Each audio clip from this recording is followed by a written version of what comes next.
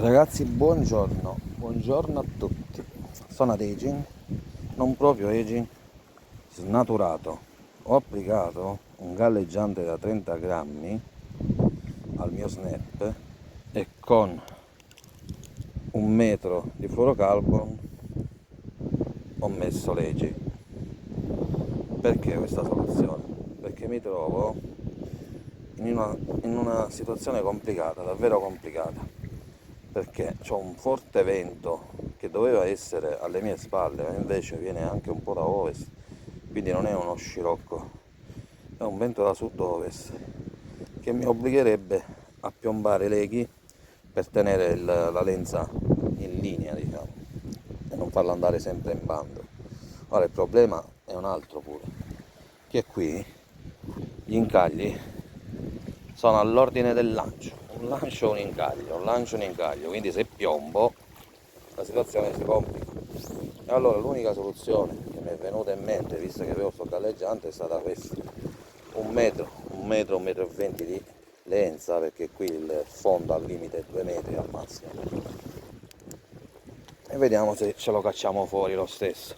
Ovviamente escludo un po' polpi e seppe, quindi sarà una pesca mirata calamaro e se capita totano. Comunque, poche chiacchiere, ci aggiorniamo alla cattura.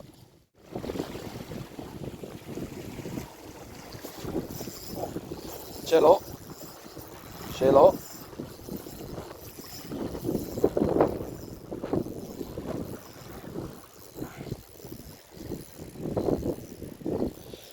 Se è grosso non si capisce perché tra il vento e il galleggiante, però sembra intorno ai 4 etti, anche qualcosa in più, sì sì.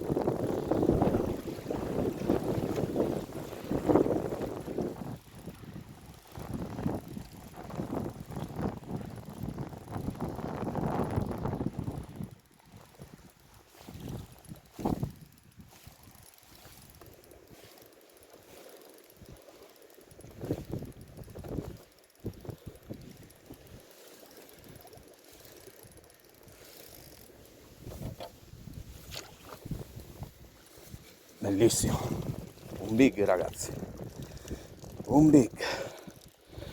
Allora, mettiamolo qua, finalmente un bel calamaruccio grosso. Apriamo l'archetto, eccolo qua, che mostro ragazzi, che mostro, non si riesce neanche a inquadrare quanto. Guardate qua, questo è un bel esemplare, preso a trainetta col galleggiante che mi ha salvato la...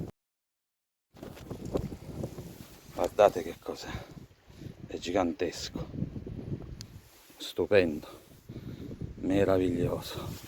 Allora, non perdo tempo, visto che girano, faccio di corsa un altro lancio. Mi ha salvato il galleggiante ragazzi, doveva andare via, se no ora dopo faccio alcune precisazioni sull'uso del galleggiante. Quindi come va recuperato? Va recuperato lentamente, una trainetta lenta composta da piccoli stop, qualche accelerata, stop e di nuovo trainetta lenta, stop più lungo, accelerata, stop, trainetta lenta, insomma così, una trainetta lenta composta da stop e qualche accelerata. Cosa possiamo dire in più sul galleggiante? Se voi avete una canna specifica per leghi, non potete mettere un galleggiante oltre i 15 grammi. Io sono venuto con una canna da spinning 1440, quindi non ho problemi. Una canna ad azione H, MH, un MH. Quindi ho potuto mettere un galleggiante un po' più grossetto.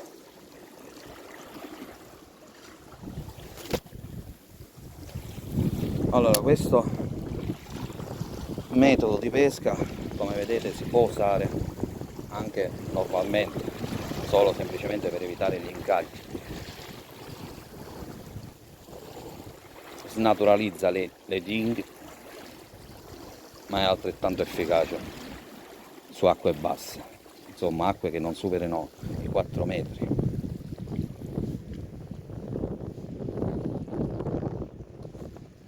Mi raccomando, se dovreste usare questo metodo, non forzate il lancio, accompagnate il galleggiante, non forzate, non date frustate, potreste spezzare la canna.